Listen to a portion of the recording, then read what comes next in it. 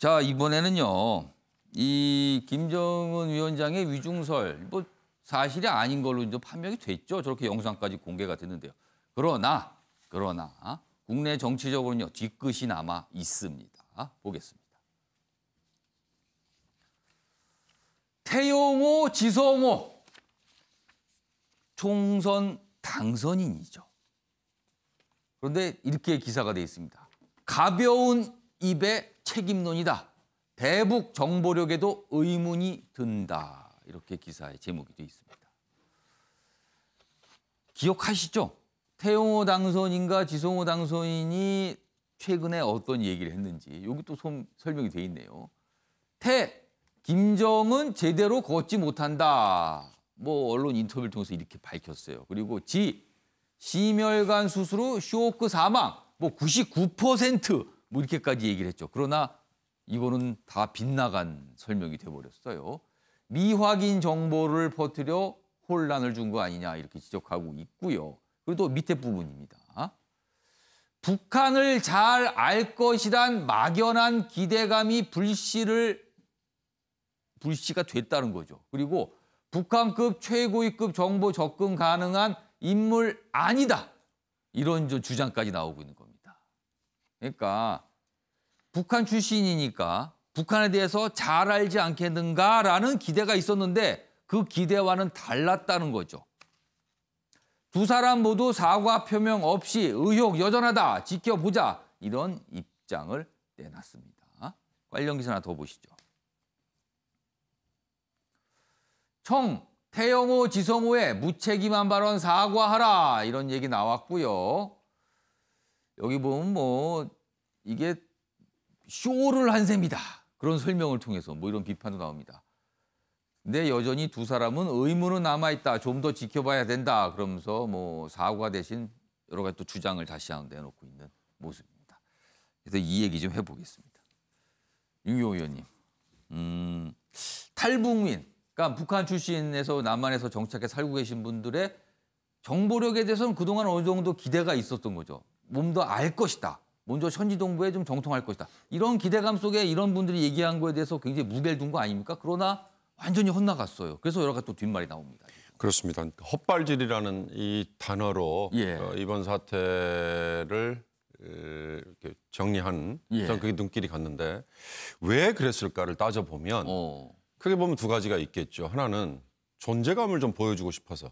그거는 태영호, 지성호라는 두 당선자 이외에도 뭐 여러분들이 그런 의견들을 표출했어요. 그중에는 최근까지 쭉 활동을 해오고 북한 관련해서 뭔가 논평도 해오고 했던 분이 아닌 그동안에 좀 잊혀졌던 분들 중에 느닷없이 튀어나온 경우도 있었어요.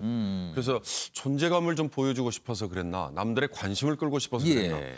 만약에 그렇다면 조금 더 정확한 정보를 가지고 나섰어야 되는 게 맞죠. 그래서 헛발질이라는 얘기가 붙은 거죠. 그보다 더 심각한 문제는 이분들이 의도를 했든 또는 의도를 하지 않았든 결과적으로는 이번 김정은 위원장의 중병설 또는 사망설은 우리가 어쩔 수 없이 떠안아야 되는 북한이라는 상대가 얼마나 엉망인 체제냐.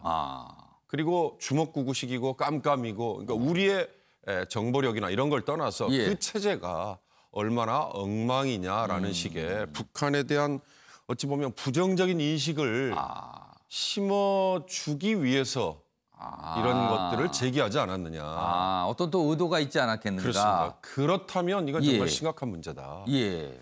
만약에 그런 의도를 가졌다면 정말 훨씬 더 정확한 정보를 가지고 국민 또는 뭐 관심 있는 사람들을 설득하고 납득을 시켰어야 되는데 그렇지 않고 이렇게 엉망인 정보를 가지고 무조건 북한에 대해서 부정적인 인식만 확산하려고 하는 거였다면 자, 문제는 앞으로 이런 주장을 펼쳤던 당사자들은 이제 설당이 사라졌다. 이들이 이제 앞으로 무슨 얘기를 해도 과연 믿을까? 설사 이 두 분은 앞으로 국회의원으로 4년간 활동을 해야 되는데 4년간 국회의원으로 활동하는 상황에서도 제가 보기엔 북한 관련 언급뿐만 아니라 다른 언급도 이분들은 신뢰를 얻기가 어렵다. 또 하나 제가 몸을 담고 있는 언론도 이번 사태에 대해서는 책임이 정말 크다. 이 두 분의 얘기만으로 예. 정말 신문으로 따지면 어느 한 면에 예. 톱에 해당될 정도의 예. 비중을 실어서 예.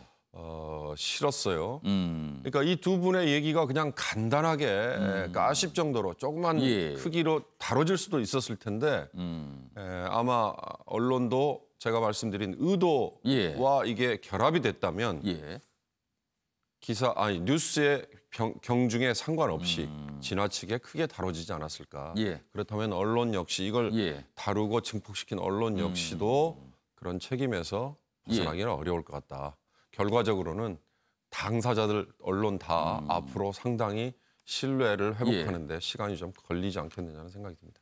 자, 김성환 평론가 얘기를 좁혀보죠. 탈북민들의 대북 정보력에 대한 신뢰성 분명히 타격을 입은 것 같아요. 이 부분에 대해서요. 네, 제가 볼 때는 이 두 분이 하신 말씀이 단순한 의혹 제기가 아니라 거의 확정적 발언들을 굉장히 했어요. 약간 좀 확신에 가까운 그쵸. 분위기로 얘기를 했어요. 예. 뭐 근거도 있는 듯이 얘기했고요. 예. 그리고 심지어는 정부의 신뢰를 흔드는 발언을 했습니다. 예. 정부의 입장을 반대하는. 어. 그러면 이제 사회가 좀 혼란해질 수밖에 없는 상황이 예. 만들어지는 건데요. 결과적으로 이것이 틀렸다는 것으로 귀결이 됐습니다. 그럼 이를 어떻게 되냐?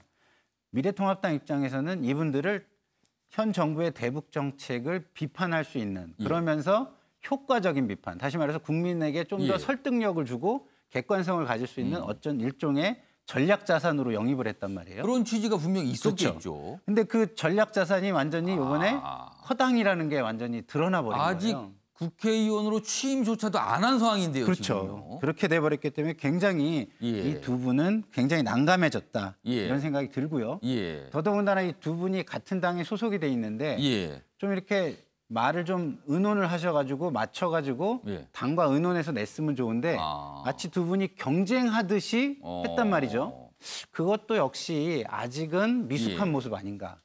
서로의 존재감을 보여주기 위한 경쟁이 아니었나 이런 생각이 들 정도로 예. 미숙해 보인다. 이 부분은 사과를 하고 새 출발을 통해서 예. 한 발씩 신뢰를 쌓아가는 방식으로 다시 나가지 않으면 예. 회복하기 힘들 것이다. 이렇게 보입니다. 정철 편집위원. 네. 물론 이런 비판도 많이 있습니다. 그리고 뭐 통합당 내에서도 비판이 있는데 또 일각에서는 북한이라는 체제의 특수성, 워낙 알도리가 없는데 뭐 짐작도 못하는가 또 이런 반론도 있어요. 그러면은. 네, 그렇습니다. 그렇지만 이번에 두 당선인이 하신 말씀은 조금 정도가 좀 셌죠. 짐작의 그 이상으로 갔다는 그렇습니다. 거죠. 지금. 99% 뭐 사망 그리고 뭐 일어나 걷지도 못한다. 예. 이건 좀 사실 셌는데 예. 그 센 모습을 볼 때 이분들이 정치인이구나. 정치인으로서 행보의 한 발걸음의 하나로서 이렇게 세게 말하는 정치인이구나. 그렇습니다. 하지만 곧 들통날 거짓말은 조금 자제를 해야 되겠죠. 왜냐하면 국회에서 하는 발언은 예. 많은 국민들이 보고 있기 때문에 예. 자꾸 거짓말을 하거나 틀린 말을 하게 되면 신뢰성에 상처를 입게 되고 그리고 그 당의 신뢰성조차 많은 사람들로부터 불신에 휩싸이기 때문에 거짓말까지는 하지만 완전 빗나간 추정이었죠. 그렇습니다. 예. 그게 사실 뭐 대북 소식통이라는 것이 예. 자신들이 뭐 예전에 알던 사람들하고 휴대전화로 통화하는 정도겠죠. 예. 근데 그분들이 과연 김정은의 그 미세한 동작까지 그리고 세부적인 건강 상태까지 알 수 있겠느냐는 것이죠. 엄청난 정보인데요. 그렇습니다. 사실. 그것은 사실 어려운 것인데 예. 그러나 우리가 이번에 많은 교훈을 얻었던 것은 예. 북한은 여전히 불신 사회다. 알 수 없는 사회다. 예. 깜깜이 사회다. 예. 그렇기 때문에 언제 어떻게 급변 상황이 벌어질지 모르니 항상 그 부분에 대해서는 많은 준비를 하고 있어야 된다. 예. 김정은이 항상 건강하다는 것을 믿어도 안 되고 예. 김정은이 항상 불안하다는 것도 믿어서는 안 된다. 여러 가지 시나리오를 모든 것을 100이면 100, 1000이면 1000가지를 다 준비해 놓고 거기에 맞는 답을 내놓았을 때 우리가 대비를 할 수 있는 것이지 예. 우리가 항상 확증 편향적인 이거는 괜찮을 거야 했다가는 언제든지 뒤통수를 맞을 수 있다. 소련이 무너진 것을 누구도 예측을 못했습니다. 예. 그만큼 공산권이 무너진다는 것은 하루아침에 붕괴되는 것이었기 때문에 항상 우리는 급변 사태에 대해서는 대비할 필요가 있다. 이렇게 볼 수 있겠습니다. 조던 평론가. 예. 사실 국내에서도 이런 헛발질이 있었지만 미국 언론의 헛발질이 굉장히 컸어요. 예. 거기서 시작이 됐고 그리고 그에 대해서 미국 당국도 뚜렷한 설명을 내놓지 못하면서 증폭이 됐거든요. 예. 반면에 우리 정보당국과 청와대는 그래도 비교적 정확한 정보를 설명한 것 같아요. 그런 평가가 지금 나옵니다. 지금. 예, 아무래도 우리는 같은 언어를 사용하고 있고 예. 또 접근성이나 뭐 이런 것들이 예. 뛰어나기 때문에 미국이 아무리 뭐 첨단 과학을 동원한 전략 자산으로 북한을 감시하고 있다 하더라도 예. 그게 한계가 있거든요. 그래서 뭐 저는 뭐 애초부터 예. 그래도 현재는 정부를 믿고 정부의 발표가 우리 정부의 발표가 신뢰성이 높을 것이다 이렇게 판단하고 뭐 방송에 나와서도 얘기를 했는데 예. 그래도 한 가지 여기서 이제 지적하고 싶은 거는 예. 태영호, 지성호 이 두 당선자 비판 앞에 패널들이 다 예. 해주셨기 때문에 예. 이분들이 잘못한 거에 대해서는 뭐 차치하고라도 정부도 예. 어쨌든 이 부분에 대해서 이 두 당선자를 예. 너무 지금 뭐 완전히 거짓 뉴스 생산자로 낙인 찍고 입마금하고 차오해나지 입을 못대게 하려고 하는 것처럼 예. 비춰지는 모습은 이 과민 반응에서 이게 대응이 지금 제가 봤을 때는 너무 과하게 대응하는데 이런 부분은 좀 불편하다 뭐 이런 생각이 좀 듭니다. 예. 통합당 입장에서는 지금 어떨까요, 분위기가? 이분들. 통합당은 현재 뭐 좀 당황스러운 부분도 있고 예. 안 그래도 국민들한테 신뢰를 많이 잃고 있는데 예. 뭐 이런 부분들까지도 또 한 번 더 그 불신을 받고 있는 그러니까 부분에 하나를 이게 넘긴 어떻게 거예요. 보면 정책 역량으로 연결될 수도 있고 어떤 정보 역량일 수도 있는데 통합당이 약간 좀 모양을 구긴 게 아닌가 이런 평가가 있어요, 지금요. 예, 과거 같으면 이런 예. 것들을 중앙에서 당 예. 지도부에서 일단 일관된 목소리가 나오도록 좀 통제도 하고 예. 균형도 맞추는데 현재 그 통합당 지도부는 거의 붕괴돼 있지 않습니까? 그래서 통합당의 현재 뭐 유명무실해진 지도부, 예. 그다음 우왕좌왕한 모습 이런 것도 여실히 뭐 투영된 모습이 아닌가 이런 생각이 듭니다. 예. 아무튼 이 위중설, 위독설은 좀 뭐 해소가 됐는데 이제 뒤끝이 지금 남아 있습니다. 지금. 예, 윤경호 의원. 하나만 추가하고 싶은데요. 8년 전에 이미 탈북민중에 예. 비례대표를 통해서 국회의원 활동을 했던 조명철이라는 분이 있었습니다. 예. 그분의 활동을 이 태영호, 지성호 두 분이 좀 벤치마킹, 좋은 뜻으로 좀 본받았으면 좋겠다는 생각이 드는데요. 그분은 제가 아는 예. 범위에서는 김일성 대학에서 예. 경제학을 전공했던 경제학자였어요. 예.